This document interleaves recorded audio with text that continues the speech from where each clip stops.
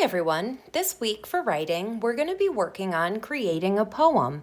We're going to create a poem in which each line and stanza builds on what came before it. Many poems tell stories. Like stories, they have a speaker who usually talks to the reader. They also have a beginning, middle, and end. Poems are made up of lines that are called verses, and a group of lines or verses is called stanzas. The stanzas in a poem work together to tell a story.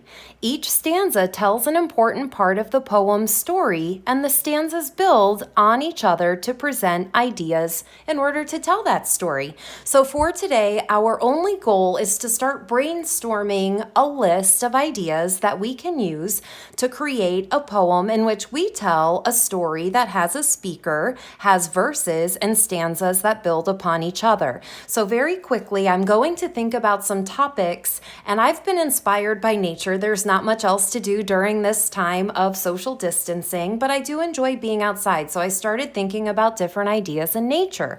So very quickly, and you'll do the same thing today, you're going to make a quick list of things in nature that might inspire you to write your poem throughout the week. So I can think about topics like animals. And even if I wanted to build on some of that idea about animals, I can think about the squirrels that I see in my backyard.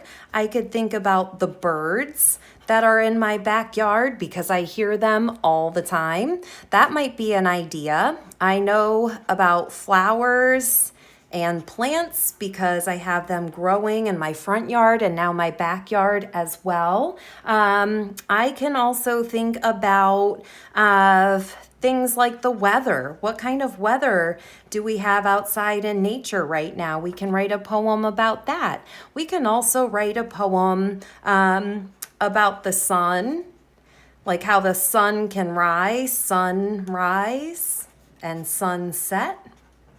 Those are just some ideas, but as I'm looking at how I can create a poem and create verses and stanzas that build upon each other, I want to think about one of these topics that I know about from either watching or reading and just kind of seeing in my own backyard. So the topic that I want to write my poem about are birds. That's going to be my topic, and I want to think about the stanzas that I can use so that they build upon each other. Like the first stanza, so I'll write stanza 1. This is just a plan, but for stanza 1, what the birds are doing first is that they are building a nest. So I want to think about some words that might help describe what the birds are doing to build their nest. They gather, and I've watched them do this, they gather twigs, they gather branches, they layer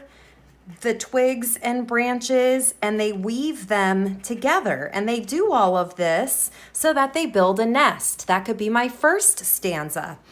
This is just an idea. This is not my poem. This is my plan. For stanza 2, why do they build that nest? What would come next?